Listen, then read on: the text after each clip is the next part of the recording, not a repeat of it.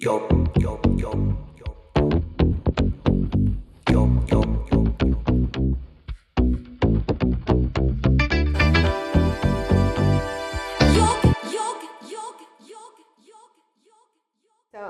yo. So the personal rapid questions is for maybe it will allow people to know you beyond knowing you already, like so many things about you. Favorite color? Orange.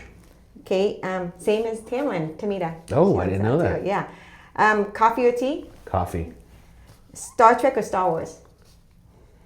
I love both. That's one where I grew up watching Star Trek. I know. I grew up watching Star Trek with my dad on Sundays, and I saw Star Wars, and I love both. So, both. Yeah. Book or song? Another one. Which one that makes you feel much better to proceed? Well, here's what I listen to music when I'm writing, because I will pick music for a particular scene, and it's almost scoring it in my head because I'll see it in my head. Is it always the same music? No. I pick, like for Lost Ollie, it was Daniel Hart's score for A Ghost Story and Willie Nelson's Red-Headed Stranger. Love it. And for Ultraman, for the longest time in writing, it was the score for Cocoon. Ron Howard's Cocoon. I love listening to movie scores when I work too. Yeah. Streaming or movie theater? Movie theater. Sorry. Superpower, if you had to choose, which one would you have? It's so funny because you think it's like being a big superhero nerd when I was a kid. For me, there's a character in the New Mutants named Cypher, and his superpower was he could speak any language. That would be my superpower. Cypher's not a woman? Oh, wait. Oh, that's the other one, Olivia Munn's character. Are you talking about Psylocke? Psylocke. I messed up on that. Yeah. Yes, Cypher. Okay, Yeah. got it. Speaking all languages. Yeah. So then he doesn't need Google Translate because he's already knows. Well, but what Google Translate doesn't give you context for is like the nuance of and to go if I could do whatever I wanted, I would pick languages and I'd go live in that country for a year to learn it as well as I could. Because it just opens up a whole. That's why I love living in LA so much, because I can experience any culture I want. And the food. Food is mainly. Just touching on the language, since you spoke about it.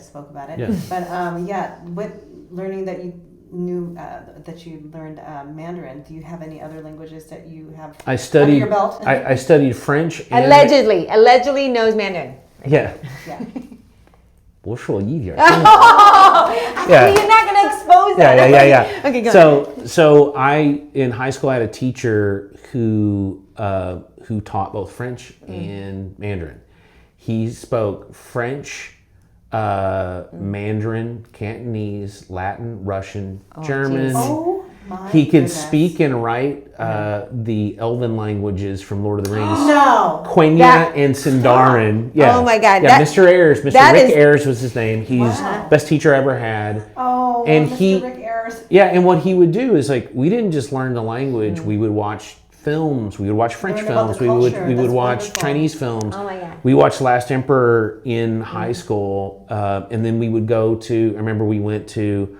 He was very good friends with at a Chinese restaurant. We would go there and we would go back and cook, and they would teach us to cook, and then we would eat, and they would describe the tradition of the August moon cake and things like that. So, Wow. So he's a language. Could have yeah. battle off, like him and What a Stephen great- Colbert. Yeah. Language battle I don't know off. if he speaks any of the Elven languages. He supposedly does. Yeah. I saw it.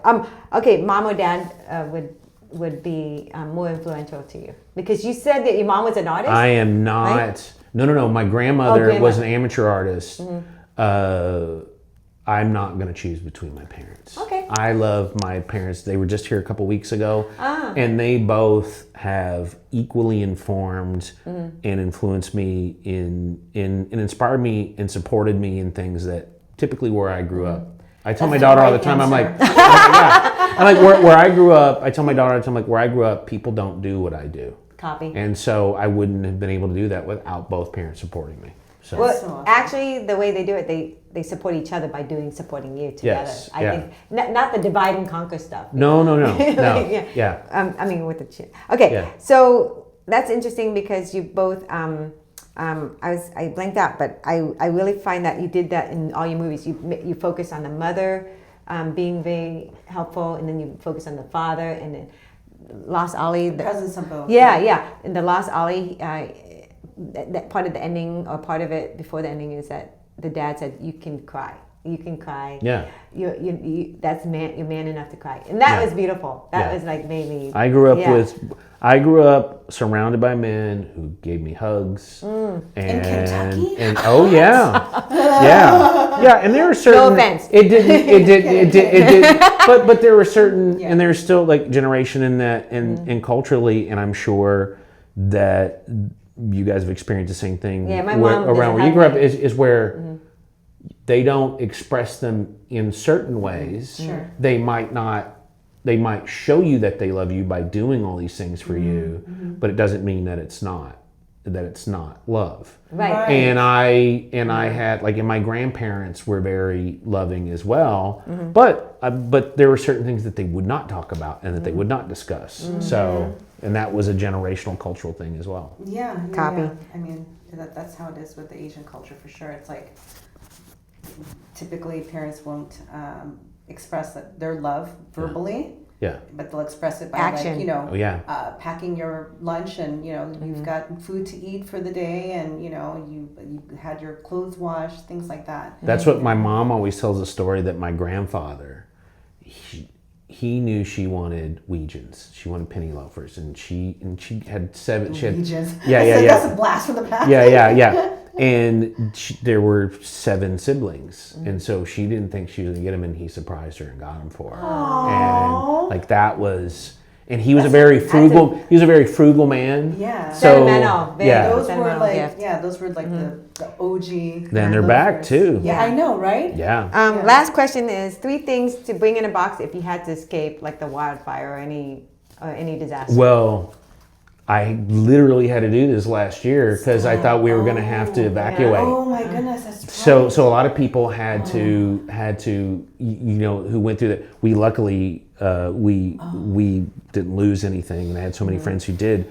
But I would say my favorite fountain pen is I think it's a 1932 Schaefer, and I just loved it to write with and draw with.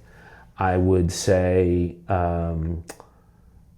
Probably I have a collection of original art that I love, so probably a piece of art that's important to me.